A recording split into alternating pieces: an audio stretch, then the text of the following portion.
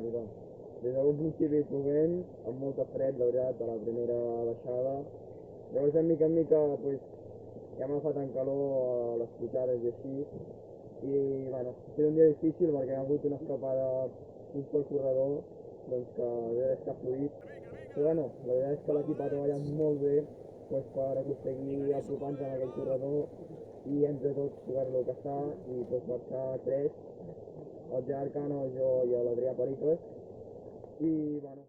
Després de la cursa s'ha desenvolupat per un entorn que ja és habitual tant en categories cadets com júnior aquí a Batet i als seus voltants. És un circuit amb un final explosiu, amb una arribada que no dona peu a dubtes, o sigui, els més forts són els que arriben al capdavant. Aquest any ens han vingut equips de fora a participar en aquesta cursa i per tant valorem molt positivament el fet de que cada any tinguem primer més cadets en competició. Això és fruit també del treball que es fan a les escoles. De baix pugen molts nens i nenes que després omplen el que serien aquestes curses de cadets de promoció.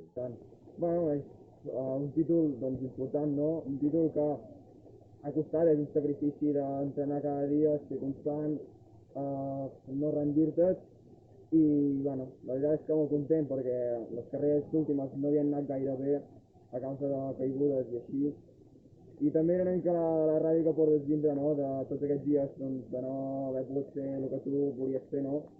I arribar aquí i donar-ho tot fins a l'últim moment i no deixar mai els somnis enrere. I bueno, ara continuar treballant ja fins a campionats d'Espanya i a final de temporada mantenint el liderat de Lloclana i bueno, no serà una cosa fàcil, però sí que si treballem tot l'equip junts doncs ho podrà fer molt bé.